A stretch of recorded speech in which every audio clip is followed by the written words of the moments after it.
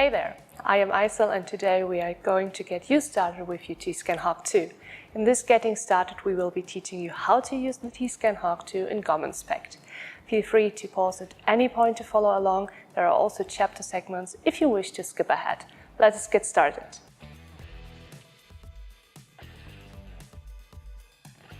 First, we open the ZEISS Quality Suite. This is a platform for all ZEISS software. With the ZEISS Quality Suite, you have access to all services and software variants from ZEISS via one platform. Here you can also find relevant information on news and events. If you register or log in, then you can also access additional information.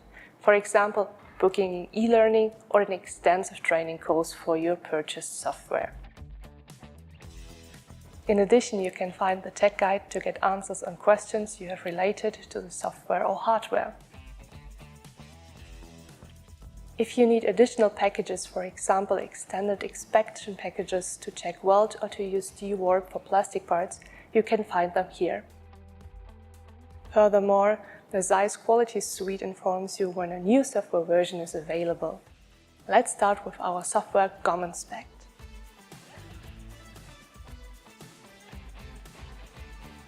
GOM Inspect software always opens with the Start screen.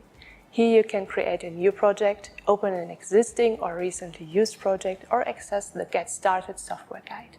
Let's start a new project.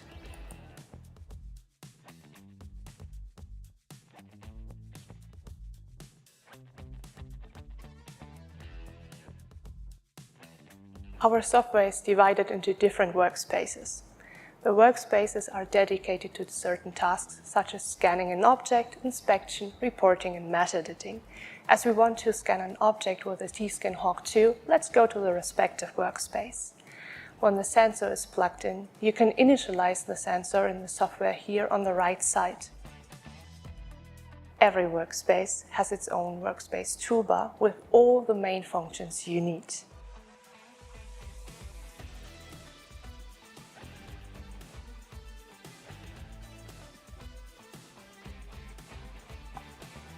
If this is the very first time that you use your T-SCAN Hawk 2, you will need to calibrate the system. For this, we use the Calibration panel.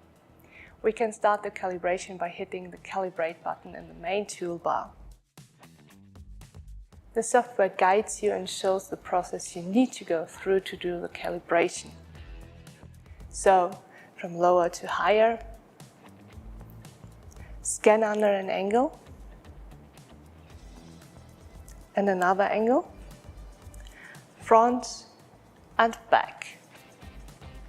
That simple, that fast. You can use this hyperscale to recalibrate your system. You just take one shot and your system is recalibrated. It's as easy as that.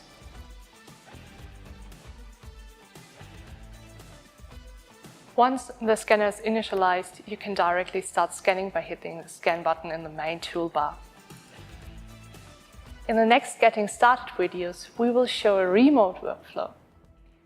You can use this to navigate through with the buttons on the scanner. This guides you step by step through a complete scanning project for certain tasks. This makes scanning with the T-SCAN Hawk 2 even more intuitive and easy. On the part, you will see blue laser lines projected next to a red crosshair. This supports you in maintaining the right working distance. The correct distance is also visualized directly on the laser lines in the software via distance radar. Blue means too close, red, too far, green the perfect distance, and we also see how to orientate the scanner to the part. The last step is to choose Finish Scanning and polygonize by hitting this Finish flag. After this, the scanning is done and we are ready to use the mesh for reverse engineering or for inspection. If you experience anything different from what you've seen here, or if you have any issues with your T-SCAN Hawk 2, please reach out to us via support@handsonmetrology.com. For more Getting Started information, please check out our other videos. Thanks for watching, and we'll see you next time.